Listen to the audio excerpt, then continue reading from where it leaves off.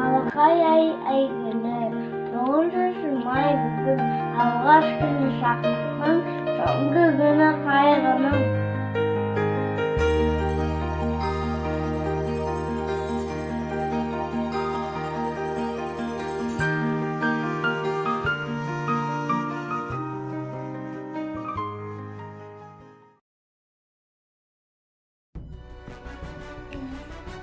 Денесіміз жауымыз жиылып, көктем күні мүндікше ежіріп. Таусында еттінге жеткізген әкеге мен ағаларға ежіріп. Денес күні құтты болсын. 3. Мақалбай, күншедерке өзірік қадыран рұқысы нема, ағар бақ сөздері өсісін өлгөнеге жатсын деп өлгі жаңғы.